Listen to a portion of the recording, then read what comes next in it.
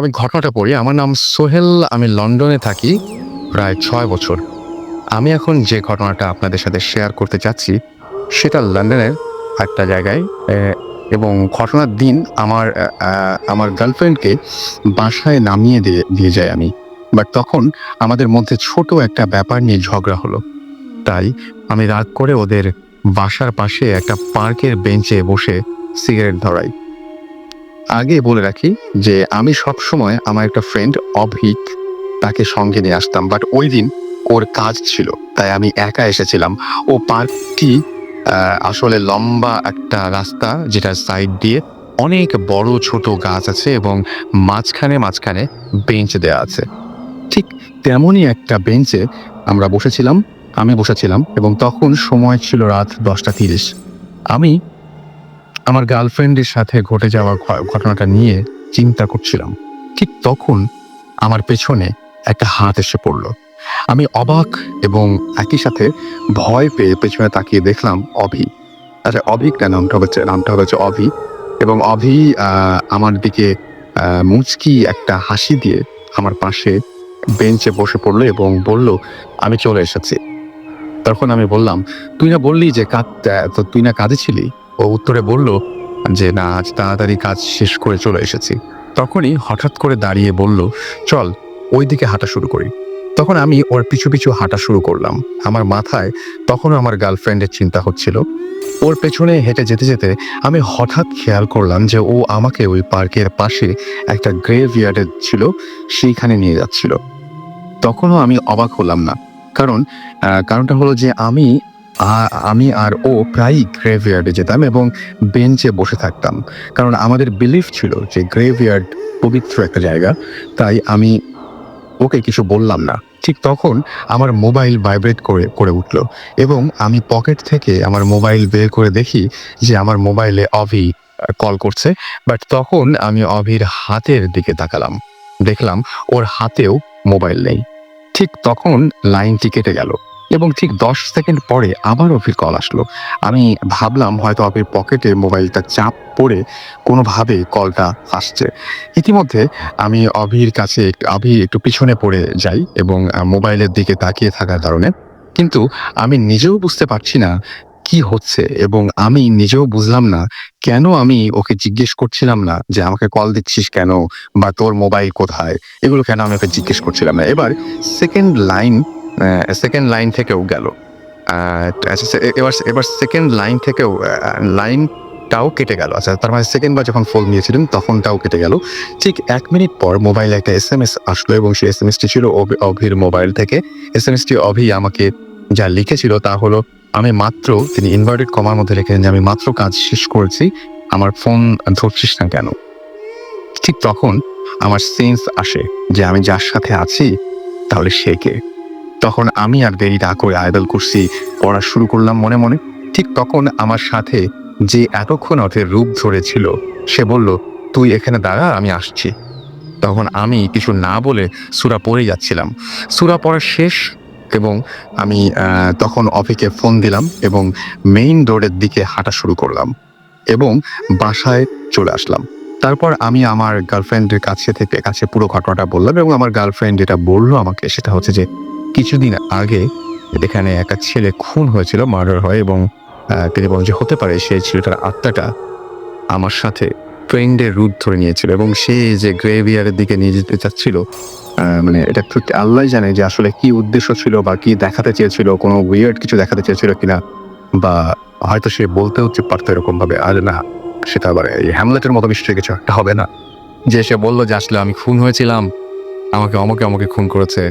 এরকম ধরনের মানে ঘটনা তো ঘটবে না। সো যাই হোক, আর এই সাথে আমরা আরো একটা ঘটনায় চলে যাব। আমাদের সঙ্গে আরো একজন আছেন এই মুহূর্তে। আমরা তার কাছ থেকে জেনে নেব তার ঘটনাটি। শুরুতেই আপনি আপনার পরিচয়টা দিবেন একটু please. Hello, this is Anit. Dhaka city কলেজে ফার্স্ট ইয়ারে পড়ছি। আর খিলগাঁও থেকে আসছি। ওকে। সো ১ম এ কোন দিয়ে শুরু করব? আপনার তো অনেকগুলো ঘটনা ইনফেক্ট আপনাদের ফ্যামিলিতে ঘটেছে। ১ম এ আমি একটা পুতুলের কাহিনী শুরু করব, যেটা ঘটছিল আপনার মগবাজারের একটা বাসায়।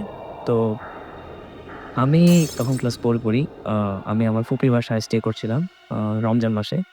তো রাত ৩টা বাজে মানে সবাই ঘুমছিল। রাত ৩টা বাজে আপনার আমার ফুপি জাগে, ছোট ফুপি জাগে। তো উনি মানে টয়লেটে যাওয়ার জন্য উঠে আরকি। সো টয়লেটে যেতে হলে আপনার একটা করিডোর পার করে যেতে হয়। রাইট। আর আ আমার ফুফাতো বোনের জন্য একটা পুতুল কেনা হয়েছিল। পুতুলের শেপটা ছিল মোটামুটি একটু বড় ছিল প্লাস আপনার একটা বিড়ালের পুতুল। আ তো পুতুলটা সবসময় আমার ফুফাতো বোনের রুমেই থাকতো। তো যখন করিডোরটা ক্রস করে যাচ্ছিলেন আমার ফুপি, তো করিডোরটা ক্রস করার সময় উনি দেখেন যে সেই পুতুলটা মানে যেটা কখনো মানে দাঁড়ানো সম্ভব না, সেই পুতুলটা দাঁড়িয়ে আছে ওনার সামনে।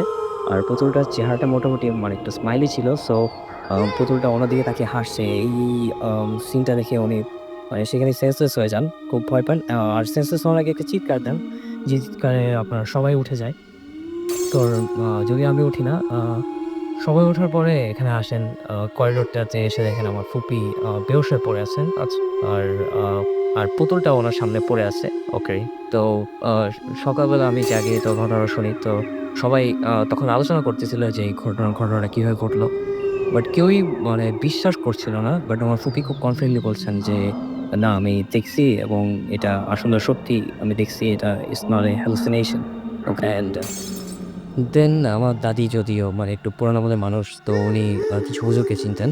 হুজুরের কাছে গেলেন জানতে যে কি হইছে আসলে ঘটনাটা কি? হ্যাঁ, তো হুজুর যেটা বললেন যে ওই পুতুলটা একটা যেখানে ছিল আরকি সেখানে মানে জায়নামাজের উপরে পুতুলটা রাখা হয়েছিল। জায়নামাজের পাশে মেবি একটা কোরআন শরীফ ছিল। আম তো আ একটা জিন ওই টাইমে এই জায়গাটা ক্রস করছিল। ওকে, আচ্ছা। তো ক্রস করার কারণে জিনটা ওই জিনিসটা দেখে একটা পুতুল। আসলে পুতুল আমাদের ইসলামিক মানে রীতিতে আসলে পুতুল জিনিসটা খুব খারাপ চোখে দেখা হয়। যাই হোক তো জিন ওই জিনিসটা লাইক করে নাই। আর তখন খুব ওনাদের রেগে গিয়ে উনি আ চাচ্ছিলেন যে পুতুল দিয়ে মানে একটা শিক্ষা দিতে যাতে এই টাইপের কাজ আর না হয় ফিউচারে। সো তখন একটা জিনি মানে এই কাজটা করছিল আরকি। জিনটা নিজের মধ্যে ধার্মিক ছিল খুব। তাহলে ধার্মিক তার এটা পছন্দ হয়। হ্যাঁ, পছন্দ হয়নি। সো তিনি এই কাজটা করলেন আপনার ওই যে পুতুল দিয়ে এই কাজটা করলেন। তো তখন বাসা ওয়েল আমি এখানে একটা কথা বলব। আসলে সত্যি কথা বলতে কি আমাদের অনেকেরই হয়তো এরকম পুতুল-টুতুল ঘরে থাকে এবং আমরা আ পুতুলের সাথে দেখি যে মানে এমনিতে ঘরে অনেকে এমনিতে শোপিস হিসেবেও বিভিন্ন পুতুল সাজিয়ে রাখেন। তো হঠাৎ করে সেই চেনা পুতুলটি যদি অচেনা হয়ে যায়, তাহলে খুব মানে বাজে একটা ঘটনা ঘটবে। আমরা বিভিন্ন সময় এই যে হরর মুভিগুলোতে দেখি, জি, হ্যাঁ? তো মানে আমি যদি মানে যদি মনে হয় যে হ্যাঁ, ভূত দা তো বলে যদি কিছু না থাকে, ঠিক আছে। জিন বলে যদি কিছু থাকে, ওকে ফাইন। জিন যদি একটা মানুষকে possessed করে, মানে একটা মানুষের শরীরে ঢুকে তাকে তার মতো করে চালায়, তাহলে সে তো একটা পুতুলের মতো ঢুকতে পারে। সো পুতুলটা যদি ঘরের মধ্যে থাকে এবং চেনা পুতুলটি যদি হঠাৎ করে একটা রাতে মানে আপনার ফুপু নিশ্চয়ই বেশ অসুস্থ হয়ে পড়েছিলেন এরপরে? উনি বেশ কিছুদিন অসুস্থ ছিলেন। দেখানোর পরে অনেকদিন পরে উনি স্বাভাবিক হইছেন। তবে একটা জিনিস এখানে বলব সেটা হচ্ছে যে আ ১ম যারা এই জিনিসটা দেখবেন যে আপনার চেনা পুতুলটি অচেনা হয়ে গেছে, একটু সময় নিবেন এবং জাস্ট মানে ওই চিন্তাটা বাদ দিয়ে দিবেন। কারণ অনেক সময় হয় কি যে চিন্তা করে তাকিয়ে থাকলে অনেক সময় আরে হাসছে বোধহয়। আরে না, মন খারাপ করে আছে নাকি? এরকম হয়ে যেতে পারে। ঝামেলা হয়ে যেতে পারে। তারপরে বলেন। তারপর হলো যে ওই বাসাটা বন্ধ করা হয়েছিল। দেন আর বলা হয়েছিল যে পুতুলটাকে হয় জ্বালিয়ে দিতে না হলে আপনার একটা বস্তায় ভরে কোনো একটা জায়গায় ফেলে দিতে। তো যেহেতু পুতুলটা মানে সবারই খুব ফেভারিট ছিল আসলে পুতুলটা দেখতে খুব সুন্দর ছিল। আর যে আমার ফুফাতো বোন যেহেতু ছোট ছিল ওর কান্নার কারণে আরকি মানে ও খুব মন খারাপ করছিল যে পুতুলটা জ্বালিয়ে দেওয়া হলো। তো তখন দেখা হলো যে আপনার ওই পুতুলটাকে বস্তায় ভরে স্টোর রুমে রেখে দেওয়া হয়েছিল। ওকে। যে আর প্রবলেমটা ফাইন। তারপর? তারপর এই তো মানে আর কোনো ঘটনা আছে আপনার? আর আমার আরেকটা ঘটনা আছে আমার দাদিকে নিয়ে। আসলে ঘটনাটা দাদি, বিড়াল আরো অনেক কিছু আছে এই ঘটনার ভিতরে। সো যাই হোক আমার আমাদের দাদার বাড়ি আছে সাভারে। সাভারে তাদের বাড়ি আছে। তো সেটা অনেক আগে মানে তৈরি করা হয়েছিল। উম আ আসলে তখন ওই জায়গাটার মধ্যে অনেক গাছগাছালি ছিল। বাড়িটা শুরু করার মানে তৈরি করার আগে। তো পাশে অনেক টিন শেড ঘর ছিল যেগুলার মানে মালিক আমার দাদাই ছিলেন। ওইখানেই আমার দাদি কিছুদিন স্টে করে ভাবলেন যে ওইখানেই একটা বাড়ি হবে। আর যেহেতু সাভার একটা আ মফস্বল এলাকা টাইপের। তো সেখানে তেমন কোনো বাড়িঘর আগে ছিল না। তো ওটাই মনে হয় ২য় বাড়ি ছিল ওই জায়গাটার। তো বাড়ির শুরু মানে ওই জায়গাটার মধ্যে অনেক গাছ হয়, মানে সেই গাছগুলোকে কাটতে হয়েছিল আর মানে বাড়িটা করার জন্য। তো গাছগুলো কাটার পরে তখন থেকে আসলে বেসিক্যালি প্রবলেমটা শুরু হয়। উনি থাকতেন বলা হইছে যে ওই টিন শেড ঘরগুলোতে। তো আ দেখা যায় যে একটা কালো বিড়াল সবসময় ওনাকে ফলো করছে। আ দাদি বলতেন যে কালো বিড়ালটার চোখ ছিল সবুজ রঙের। তো ও সবসময় ওনাকে ফলো করছে। উনি যখন নামাজ পড়বেন তখন ওনার আশেপাশে ঘুরতেছে, জায়নামাজের আশেপাশে ঘুরতেছে। এমনকি ওনার কাঁধে এসেও বসছে। তারপর উনি যখন ঘুমিয়ে থাকতেন তখনও মানে উনার খাটে বিভিন্ন ধরনের আওয়াজ করা হতো, খাটে বাড়ি দেওয়া হতো। প্লাস বিড়ালটা মানে খুব শক্তিশালী ছিল। মানে আমার দাদি বললেন যে, বিড়ালটা এত শক্তিশালী ছিল যে খাটটা মাঝে মধ্যে নড়েও যেত। তো আমার দাদি যেহেতু অনেক পুরান আমলের, সো উনি অনেক সূরা জানতেন। উনি সূরা-টুরা পড়ার পরে বিড়ালটা চলে যেত। দেন উনি যখন ওনার মানে নিউ বাসাটা যেটা তৈরি করা হয় গাছ ছাড়ার পরে, উনি যখন ওই বাসাতে শিফট হলেন তখন ওই বাসায় বিভিন্ন ধরনের ছায়া দেখা যেত যেগুলো মানে মানে মাঝে মধ্যে অনেক কান্নার আওয়াজ পাওয়া যেত। বিভিন্ন লোকের আপনার আ অদৃশ্য লোকের গলার ভয়েসের আওয়াজ পাওয়া যেত। ওকে। তো উনি উনি মানে বুঝতেন না আসলে এই ব্যাপারটা কি ঘটতেছে। তো উনি খুব ভয় পেলেন প্লাস উনার জন্য অনেকে ইনটলারেবল হয়ে গেল একসময়। তো উনি ট্রাই করলেন যে দেখি প্রবলেমটা কিভাবে সলভ করা যায়। তো উনি একটা হুজুরের কাছে গেলেন। আম এলাকার একটা হুজুর। তো হুজুরটি বললেন যে যখন আপনার ওই বাড়ি করার সময় অনেকগুলো গাছ কাটতে হয়েছিল। তো ওই গাছগুলোর মধ্যে একটা গাছ ছিল শিমুল গাছ যেখানে আপনার অনেকগুলো পরী বসবাস করত। আর গাছগুলো কাটার কারণে সেই পরীগুলা মানে রেগে যায়। আর রেগে গিয়ে মানে বাড়ির যে মালিক তার সাথে মানে থাকে এবং তাকে ডিস্টার্ব করার জন্য সবসময় ট্রাই করে। তো প্লাস মানে মেইন ঘটনা এটাই ছিল। এটাই ছিল, এটাই হলো যে ওই পরীগুলো রেগে যায়। আর তখন হুজুর বলে যে, "এই পরীগুলো অনেক খারাপ। আর যত তাড়াতাড়ি সম্ভব একটা শিমুল গাছ লাগান। যাতে ওনারা আবার তাদের বসবাসের স্থান।" এটা খুব ইন্টারেস্টিং যে আবার শিনিয়ার গাছ লাগাতে তো বলল। আর বাসাটা বন্ধ করা হয় যাতে আর পরবর্তীতে কোনো প্রবলেম না হয়। যদিও অনেক প্রবলেম হয়েছিল। বাট আমার দাদি করল যে শিমুল গাছটা লাগালো। তো শিমুল গাছটা যতদিন পর্যন্ত না বড় হইছে মানে ওনারা যখন ভাবছে যে মানে পরিবার যতদিন না পর্যন্ত ভাবছে এটাই তাদের জন্য বাসস্থান। বাসস্থান আর নতুন বাসস্থান তৈরি হয়। হ্যাঁ, ততদিন পর্যন্ত আমার দাদির প্রবলেম হয়। বিভিন্ন ধরনের প্রবলেম জ্বালাতন করতে থাকে এবং একসময় বিড়ালের পরিমাণও বাড়তে থাকে। প্রায় ২-৩ টা বিড়াল এসে ওনাকে জ্বালাতন করতে থাকে। ওকে, থ্যাংক ইউ। আমাদের হাতে একটা ইমেইল আছে এবং এই ইমেইলটি আমাদের পাঠিয়েছেন পুরো ঠিকানা দিয়ে মোহাম্মদ আজিজুর রহমান, গ্রাম বিরং আ আ বি আ বিরা আচ্ছা বিরাহিমপুর নাকি বিরানপুর নাকি ইব্রাহিমপুর হবে সম্ভবত, সেটাই ইব্রাহিমপুর হবে। পীরগঞ্জ পোস্ট অফিস, নাটোর জেলা থেকে। এবং তিনি বলেছেন যে প্রথমেই আমার সালাম গ্রহণ করবেন। আমি রেডিও ফুর্তি ভূত এফএম এর অনুষ্ঠানের জন্য একটি ঘটনা পাঠালাম। অনুগ্রহ করে ঘটনাটা পড়বেন। ঘটনাটি ঘটেছে ২০১০ সালের প্রথম দিকে আমাদের পাশের গ্রাম জালালাবাদে। ওই ব্যক্তির নাম খোদা বক্স, বয়স আনুমানিক ৪৫ থেকে ৪৭ বছর। সে একদিন রাত ২টা-৩টার দিকে তার বাথরুমে যাবার প্রয়োজন হয় এবং সে যায়। এবং এখানে উল্লেখ করার মতো বিষয় যেটা সেটা হচ্ছে তাদের বাসার পাশে একটা সাঁওতাল পাড়া আছে। তারপর সে বের হয়ে দেখে যে তার থেকে আনুমানিক ২০ গজ দূরে রাস্তার পাশে একটি মহিলা ঘোমটা মাথায় দিয়ে বসে কাঁদছে। তখন সে মনে করে যে হয়তো সাঁওতাল বাড়ির কোনো লোক তার স্ত্রীকে মেরেছে, সেইজন্য সে বাইরে বসে কাঁদছে। তখন সে আস্তে, আস্তে মহিলাটির দিকে এগিয়ে যেতে থাকে। কিছুক্ষণ এগিয়ে যাওয়ার পর সে লক্ষ্য করে যে ১ম এ তার এবং মহিলাটির মাঝে যতটুকু দূরত্ব ছিল, তখন ঠিক ততটুকুই দূরত্ব রয়ে গেছে। কিছুতেই দূরত্ব কমছে না এবং মহিলাটির কাছেও সে যেতে পারছে না। কিন্তু তার অন্যদিকে কোনো খেয়াল নেই, সে এগিয়েই চলেছে। এদিকে ওই ব্যক্তিটি কিন্তু আস্তে, আস্তে বাড়ি ছেড়ে মাঠের মধ্যে চলে গেছে এবং মহিলাটিও সমান দূরত্ব বজিয়ে রেখে এগিয়ে যাচ্ছে। অপরদিকে ওই মাঠের মধ্যে ছিল একটি পরিত্যক্ত গভীর নলকূপের ঘর। সেখানে মানে সচরাচর কেউ সেই ঘরে প্রবেশ করত না এবং মাঝে মধ্যে রাত্রে ওই ঘরে আলো দেখা যেত, অথচ সেখানে কোনো বিদ্যুৎ ছিল না। যাই হোক, ওই ব্যক্তিটি একসময় লক্ষ্য করে যে মহিলাটি সেই গভীর নলকূপের ঘরে প্রবেশ করল। তখন তার মাথায় কাজ করলো, তার মাথায় যেটা কাজ করে সেটা হচ্ছে যে সে বুঝতে পারে যে আচ্ছা আমি তো বাড়ি থেকে অনেক দূরে চলে এসেছি এবং আসলেও মহিলাটির বাস্তবে কোনো অস্তিত্ব নেই। তখন সে একটা চিৎকার দেয় এবং চিৎকার দিয়ে বাড়ি ছুটে আসে এবং বাড়িতে এসে সে অজ্ঞান হয়ে যায় এবং সঙ্গে, সঙ্গে তার শরীরেও জ্বর এসে যায়। অনেক চিকিৎসা করার পরেও সে আর সুস্থ হয়নি। মাসখানেক অসুস্থ থাকার পরে এক পর্যায়ে সে মারা যায় এবং তারপরেই ঘটে মর্মান্তিক একটা ঘটনা। সেটা হচ্ছে যে ওই ব্যক্তিটি অত্যন্ত গরিব ছিল এবং একজন দিনমজুর ছিল। সে মারা যাবার পরে তার স্ত্রী ছোট ছোট 4 সন্তানকে নিয়ে একেবারে পথে বসে যায়। তখন থেকেই সে মানুষের কাছে সাহায্য প্রার্থনা করে সংসার চালাচ্ছে। সো এই ঘটনাটি তাকে সারা জীবন বহন করে নিয়ে বেড়াতে হচ্ছে। এরকম একটা ভয়ঙ্কর ঘটনা। সো যারা বলেন যে দেখতে যায় এভাবে আগ্রহ প্রকাশ করেন, তারা খুব বেশি সাহস না দেখানোই ভালো।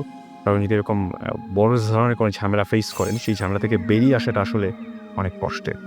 যাই হোক, আমাদের আরও একজন গেস্ট রয়েছেন, তার কাছে আমরা যাব এবং তার ঘটনা আমরা শুনবো। যিনি আমাদের সাথে ১ম একটা ঘটনা শেয়ার করেছিলেন। আজকে এখন এই মুহূর্তে তিনি আমাদের তার কাছ থেকে আমরা সেকেন্ড ঘটনাটা শুনবো। আপনার নামটা আরেকবার বলবেন, যেহেতু আমাদের এখানে দেখা যায় না সবাইকে নাম বারবার হ্যালো, আমি পিয়াস ধানমন্ডি থেকে। আ আমি এখন যে ঘটনাটা শেয়ার করব সেটাও আমার আব্বুর এক্সপেরিয়েন্স করা। এটা আমার দাদু বাড়ির একটা ঘটনা। আমার দাদু বাড়ি নাটোরে। আ মানে আব্বু তখন ক্লাস 9 এ বা 10 এ পড়ে। এই সময়কার ঘটনা আরকি। অনেক আগের। অনেক নাও ৩০ বছর আগের ঘটনা। তো সেখানে হয়েছিল কি যে আব্বুদের দাদা বাসার পাশের এক বাড়িতে নতুন বিয়ে করে নিয়ে আসছে এক আঙ্কেল। উনি মানে নতুন বিয়ে করে আনছে। তার বিয়ে করে আনার পর এই ৭ দিন থেকে ৮ দিন যাওয়ার পরে হঠাৎ করে তিনি একটা অদ্ভুত জিনিস লক্ষ্য করতেছেন যে তার মানে তার স্ত্রীর মধ্যে কিছু একটা চেঞ্জ হইছে। আচ্ছা, কেমন টাইপের চেঞ্জ বলতে কি যে হঠাৎ সে রাত-বিরাতে উঠে চলে যায়। মানে তাকে পাওয়া যায় না। ১২টা-১টার সময় পুকুরে বসে থাকে। পুকুরের মধ্যে ডুবে গলা পর্যন্ত পানি নিচে চুবে থাকে। রাত্রের বেলা হঠাৎ গাছে উঠে যায়। দুপুরবেলা গাছে থাকে। ঘ ঘরের কোনো কাজে মন নাই। এই টাইপের মানে পাগলামি শুরু করছে আরকি। হঠাৎ করে মানে ভালো মানুষ ৭-৮ দিন যেতে না যেতে হঠাৎ করে পাগলামি শুরু করছে। তখন তারা আরকি গ্রামে তো তেমন আর কিছু ছিল না। তখন কারেন্টও ছিল না আরকি। তখন তারা করছে কি যে একদিন একটা ওঝা বলে বা এরকমই কি যেরকম তান্ত্রিক-টান্ত্রিক বলে আরকি তাকে ডাকছে। সো সে আসছে। আসার পরে ওই মহিলাকে দেখে বলছে যে মহিলা বোধহয় এরকম কিছু প্রবলেম আছে। সো ওকে ট্রিটমেন্ট করতে হবে। তো বলছি, "কিভাবে করবেন ট্রিটমেন্ট?" বলছি কি যে একটা মানে আমাদের দাদু বাড়ির পিছনে মানে বাহিরে বড় একটা বাইরে বাড়ি ছিল। মানে বড় জায়গা। ওই জায়গাটা অনেক বড় ছিল। পাশে গোয়ালঘর-টর আছে। সেখানে আরকি মানে মহিলাটাকে আনছে। আনিয়ে ওখানে বসাইছে। বসানোর পরে তার চারিদিকে ৬ হাত দূর দিয়ে একটা সার্কেল করছে। সার্কেল করছে। আর তখন উনি বলছেন যে এই অনেক লোক আসছে দেখতে যে কি করবে এই লোকটা, কি করবে দেখতে সবাই আসছে গ্রামের অনেক লোকজন। তো বলছে আপনাদের মধ্যে থেকে ৪ জন লোক আসেন যিনি সবচেয়ে শক্তিশালী। মানে কি যে এই মহিলার মানে কি যে নড়াচড়া করবে তো ওকে ধরে রাখতে হবে। আমি একাই তো পারব না। তখন ৪ জন লোককে ডেকে নিয়ে এসে সার্কেলের মধ্যে ঢুকাইছে। আর বলছে কি একটা পিতলের কলসিতে করে ১ কলসি পানি নিয়ে আসেন। সো এই পানিটা আমার লাগবে। এই পানিটা ছাড়া আমি ওকে ঠিক করতে পারব না। সো এক কলসি পানিও আনছে। তার হাতে ঠিক তসবি টাইপের কিছু একটা ছিল। কিন্তু তসবির তো দানাগুলো অনেক ছোট হয়। তার ওই দানার ওই জায়গাতে ছিল আরকি বড় নীল ও কমলা, হলুদ কালারের পাথর। সো মানে তখন সে শুরু করছে কি এই যে পাথরগুলা খালি গুনতেছে মনে বিড়বিড় করে গুনে সে বারবার ওই কলসির পানিতে ফু দিচ্ছি। বারবার কলসির পানিতে ফু দিচ্ছে। আর কলসির পানি যতই ফু দিচ্ছে আর ওই মহিলা প্রচুর জোর খাটাচ্ছে। মানে অস্বাভাবিক জোর যে ৪ টা মানুষ, একটা মহিলা মানুষ ৪ টা বড় শক্তিশালী পুরুষ মানুষ তাকে ধরে রাখতে কন্ট্রোল করতে পারছে না। এত জোর খাটাচ্ছে। মানে সে দৌড় দিয়ে খালি আসতে চেষ্টা করতেছে যে ওই কলসি তাকে ফেলে দেওয়ার চিন্তা-ভাবনা। কিন্তু ওরা অনেক শক্ত করে ধরে রাখছিল। এভাবে প্রায় ঘন্টাখানেক ১-১.৫ ঘন্টার মতো আরকি ট্রাই করছে। ট্রাই করার পরে এই লোকও কি হাঁপায় গেছে। মানে যে মানে সাধু ছিল বা তান্ত্রিক ছিল সেটা হাঁপায় গেছে। আবার যাওয়ার পর বলছে কি আমি একটু রেস্ট নিবো। আবার আমি শুরু করতেছি ১০ মিনিট পরে। আমাদের ওই গ্রামে আবার কি একজন ছিলেন যিনি আসলে কি বলতেন ব্লাক ম্যাজিক করতো আরকি। ব্লাক ম্যাজিক করতো। সে আসলে বান মারা না কি টাইপের এই কথাটা আমি জানি না ঠিক বলতে পারতেছি না। বান মারতো নাকি যে মানুষকে করে দিলে কারো যদি ছোট কিছু ঘা থাকতো সেটা ক্যান্সারে রূপান্তর হয়ে যেত। মানে এরকম একটা লোকমুখে শোনা গেছে আরকি। কারণ সেই লোকটা কি মানুষের আসলে ভালো চাইতো না আরকি। মানুষের ক্ষতি করতে তার খুব ভালো লাগতো। তো ওই ১০ মিনিট টাইমের মধ্যে ওই মহিলা কিন্তু একটু অজ্ঞান টাইপের মতো হয়ে গেছে। মানে প্রায় অজ্ঞানের মতো বা দুর্বল হয়ে পড়ে গেছে। অনেক জোর খাটাইছে ৪ জন লোকের সাথে। তখন করছে কি ওই যে ব্লাক ম্যাজিক পারে যে লোকটা, ওই লোকটা ওই সময়ের মধ্যে করছে কি কানের মধ্যে আসে ওই মহিলার কানে কিছু একটা বলে গেছে। বলে যাওয়ার পরে 10 মিনিট পরে যখন এই মানে যে লোকটা ছাড়াচ্ছিল, এই লোকটা যখন আবার আসছে ফেরত আসার পরে দেখি মহিলা পূর্বে যেমন ছিল ফার্স্ট টাইমে ১ম এ যেমন ছিল ঠিক তেমনই আছে, কোনো উন্নতি হয় না কার। মানে আবার ঐরকমই পূর্বের অবস্থায় ফেরত চলে গেছে। তখন এখন গ্রামবাসীরা জিজ্ঞাসা করছে যে, "আসলে আপনি এতক্ষণ ধরে ট্রাই করতেছেন, কি হলো?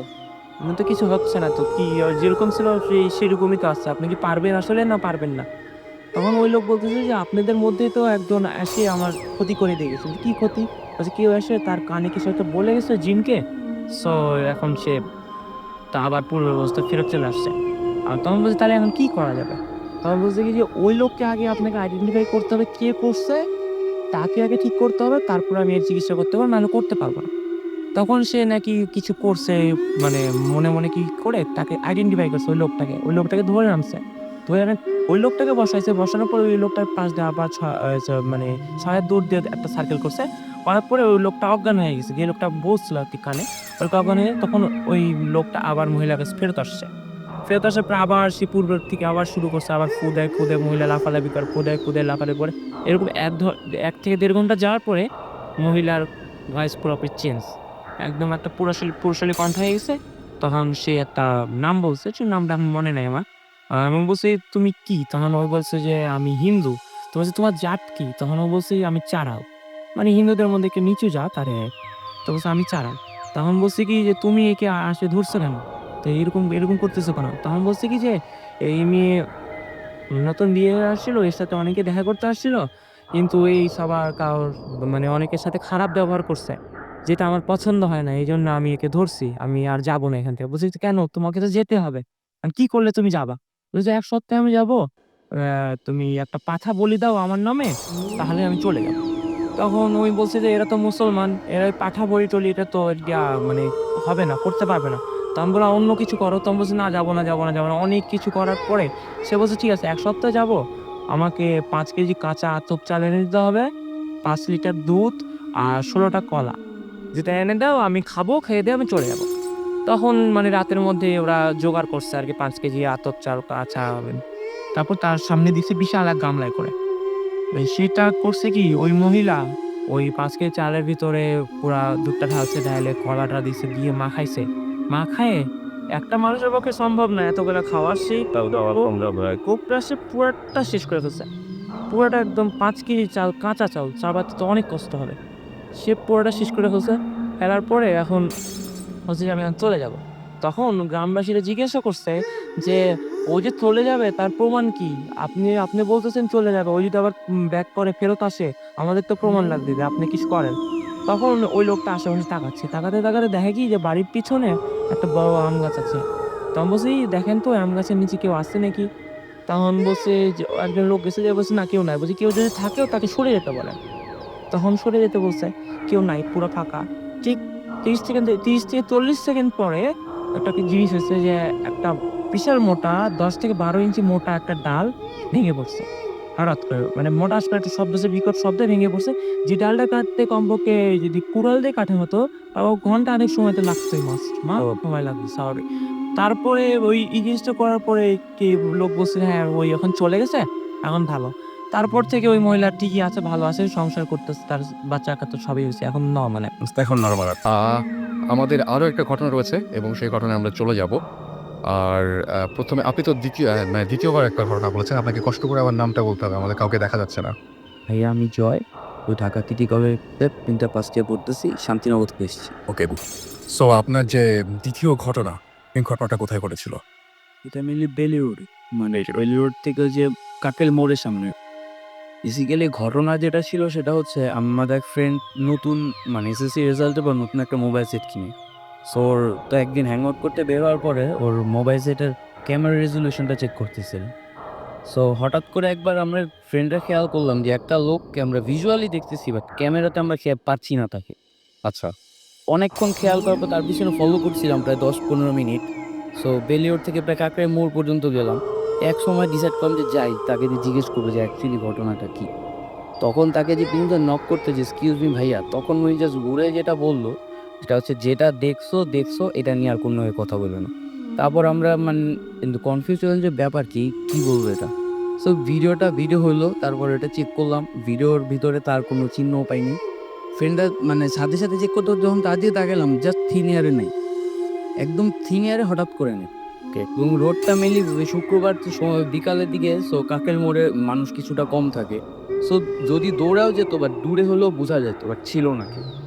তো আমি এবং আমার ৩টা ফ্রেন্ড ছিল সাথে, তমাল এবং আরও ২ জন। সো ওদের মানে ৪ জন একসাথে এক্সপেরিয়েন্স করে জাস্ট কনফিউজ যে কী হলো এটা? এরকম আসলে কোনো এক্সপ্লেন কারো কাছে ছিল না। আমার কাছে কোনো এক্সপ্লেনেশন নেই। বেসিক্যালি এটাই প্রবলেম। You play guitar, মানে you are a guitarist, right? So guitar নিয়ে একটা ছোট্ট করে যে ওই ঘটনাটা কি ছোট্ট করে বলা যায় একদম, নাকি আজকে অনেক বড় হবে, তাই না? এটা হয়তো নেক্সট আচ্ছা, তাহলে আমরা অন্য ঘটনায় চলে যাই, কারণ অনেক বড় ঘটনা, সেটা আজকে বলার মতো সময় খুব কম।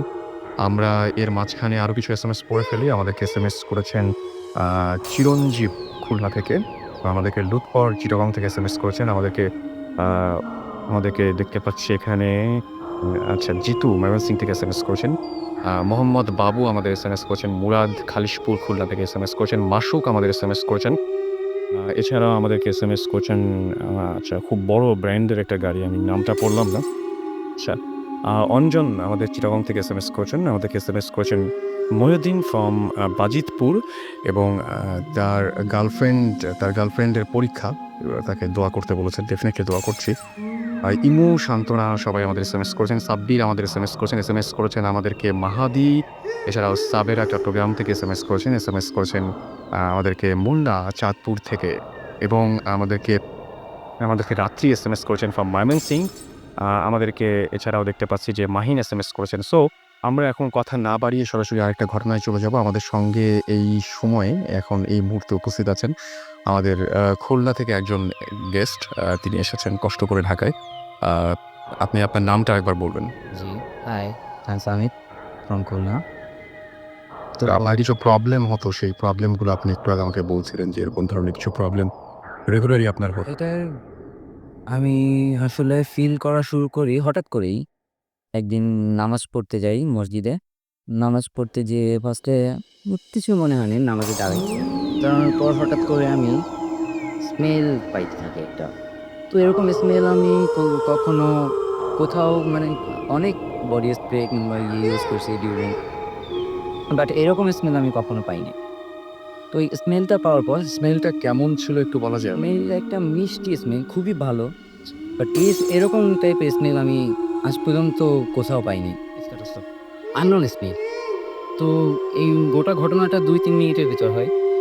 স্মেলটা পাওয়ার পর আমি মনে হয় যে ১ সপ্তাহ কিংবা তারও বেশি টাইম যদি কেউ না ঘুমিয়ে থাকে, তো না ঘুমিয়ে থাকলে যে সারা রাজ্যের ঘুম যেমন মনে হয় যে চোখে, আর চোখ মেলে রাখতে পারতেছি না। তো এরকম মনে হয় যে ঘুম আসতেছে। আমি এখনই পড়ে যাবো। এরকম তো ও ঘুম আসে। ঘুম আসার পরপরই আমি সামনে দেখতে পাই একটা ইমেজ, যে সেটা ওভারকোট পরা। এর আগে পর্যন্ত আপনি পুরোপুরি সুস্থ? আপনার কোনো ধরনের ঘুম বা এরকম? ডক্টরের কাছে গেলেও কোনো মানে যত চেকআপ করানো হয়েছে পুরো ঘটনা তো আসলে এই যে। তো তারপর আমি সামনে একটা দেখতে পাই ব্ল্যাক ওভারকোট পরা, লম্বা একটা টুপি মাথায় দেওয়া, ভিতরে অন্ধকারাচ্ছন্ন। মানে তার ফেস আমি আজ পর্যন্ত ৩-৪ বার এরকম হয়েছে, সেন্সলেস হয়ে পড়ে গিয়েছিলাম। তো তারপর আমি তার ফেস দেখতে পাই নাই কখনো। সে তার ওরকম দেখার পর উনি আমাকে হাত উঁচু করে, হাত ইশারা করে ডাকে যে কাছে আসো। তো এরকম ডাকে আর ২-৩ বার শুধু মুখ দিয়ে বলে যে আয়। তারপর আমি কিছু বলতে পারি না, আমি সেন্সলেস হয়ে পড়ে যাই। এরকম ৩-৪ বার হয়েছে এবং বেশিরভাগ টাইম আমি দাঁড়ানো অবস্থায় পড়ে গিয়েছি এবং মাথায় আঘাতটা বেশি পাই সবসময়। লাস্ট যেবার আমি মারাত্মক সমস্যা হয় ওইটা হলো আমার নাকের পুরো ২ চোখের মাঝখানে নাকের উপরে স্পট পড়ে আছে এখনো।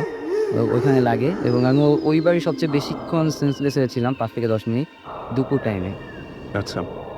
এমনি আপনি বলছিলেন যে আপনাদের বাসাতে সবসময় এরকম উইয়ার্ড ঘটনা ঘটে বিভিন্ন মানুষের সাথে বিভিন্ন সময়। এখনো ঘটছে। তো আপনারা এমনিতে কোনো কারো পরামর্শ নেননি বা এরকম? হ্যাঁ, অনেক হুজুর কিংবা ইয়েদের যারা এরকম জিন নিয়ে জিন চালাতে পারে, এরকম অনেক লোককে দেখানো হয়েছে। বাট তারা একটাই কথা বলছে যে এদের তাড়ানো যাবে না। এরা অনেক আগে থেকে বাস করে এবং তার সাথে এড হইছে আমাদের 1995 এ একটা আমাদের নেইবার একজন এসে আমাদের বাড়ির পিছনে অনেক বড় বাগান। ওই বাগানে একটা শীষ গাছের সাথে উনি গলায় দড়ি দিছে। তো ওইটার পর থেকে আরও সমস্যা বাড়ে।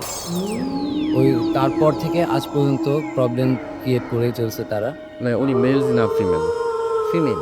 ফিমেল। আর তারপর কি ওনাকে দেখা যায়? হ্যাঁ, উনি ওরকম দেখা যায় যে ওরকম হয় সাদা শাড়ি পরে হেঁটে যাচ্ছেন, কিংবা আমাদের রাত্রে অনেক রাতে তালা ধরে নাড়ছেন শব্দ, কিংবা খাটের তলে এটা কি শুধু আপনি শোনেন না, বাসার আরো অনেক মানে আচ্ছা। প্রায় প্রত্যেকটা মানুষ এটা এক্সপিরিয়েন্স করছে।